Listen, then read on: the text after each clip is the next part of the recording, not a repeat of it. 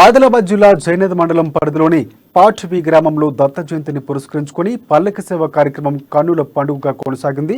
భజన గీతాలు, భక్తి పాటల మధ్య భక్తులు నృత్యాలు చేస్తూ ఊరేగింపు నిర్వహించారు.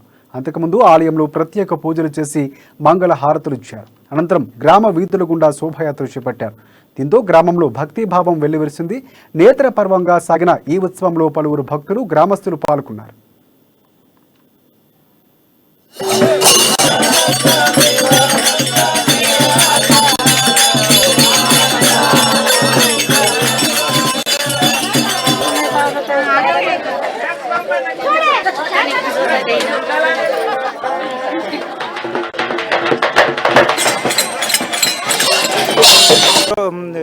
ఎనిమిదో తారీఖు కంప్లీట్ అవుతుంది. అన్నదాన కార్యక్రమం 8వ తారీఖు వరకు ఉంటుంది.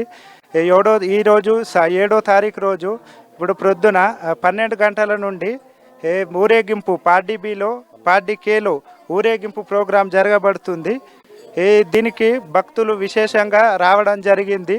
4 నెలలు చాతుర్మాసం ఉంటుంది. 5వ నెల నేను ఇక్కడ ఉంటా. చాతుర్మాసం 4 నెలలు, 5 నెలలు నేను ఇక్కడ నుంచి ఎక్కడికి కూడా వెళ్ళాను. 5వ నెలల తర్వాత ఇక్కడ 7 రోజులు నేను సప్తాహ పెట్టుకుంటా. దత్తనామం, అఖండ నామం అయిందని అంటులేక రాత్రికి మన 7 తారీఖు